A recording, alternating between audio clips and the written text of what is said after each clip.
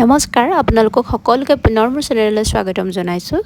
এতিয়া যেহেতু কচু খোৱাৰ বতৰ, ময়ো ভাবিলোঁ ময়ো এটা ৰেচিপি শ্বেয়াৰ কৰোঁ আপোনালোকৰ লগত। যদি আপোনালোকৰ ভাল লাগে তেন্তে চেনেলটো ছাবস্ক্ৰাইব কৰিব আৰু লাইক কৰিবলৈ নাপাহৰিব। এয়া মই লৈছোঁ কচু, প্ৰথমতে বইল কৰি লৈছোঁ। বইল কৰি পিনে পানীখিনি পেলাই দিম, তেতিয়া কমকৈ খজুৱাই বা একেবাৰে নখজুৱাই।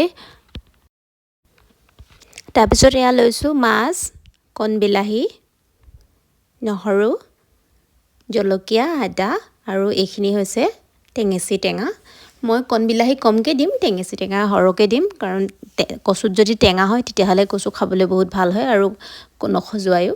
প্ৰথমতে মাছখিনি ফ্ৰাই কৰি লৈছোঁ। মাছখিনি ফ্ৰাই কৰি উলিয়াই পিনে এইখিনি তেলতে মই ভাজিম কচুখিনি। যদি আপোনালোকৰ চাই ভাল লাগে তেন্তে লাইক কৰিবলৈ নাপাহৰিব আৰু আপোনালোকে কেনেকৈ কচু বনাই খায় মোক কমেণ্টত জনাবলৈ নাপাহৰিব।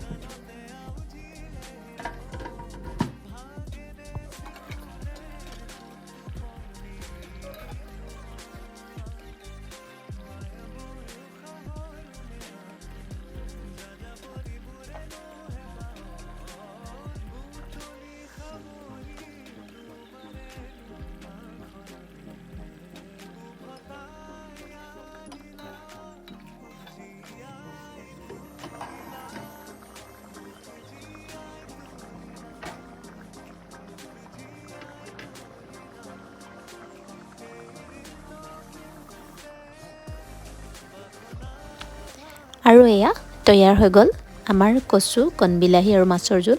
আমি যিহেতু অসমীয়া মানুহ, আমি সকলোৱে জানো এইটো ৰেচিপি খাবলৈ কিমান সোৱাদযুক্ত। আপোনালোকৰো যদি ভাল লাগিলে তেন্তে চেনেলটো ছাবস্ক্ৰাইব কৰি দিব। আজিলৈ আহিছোঁ, ধন্যবাদ।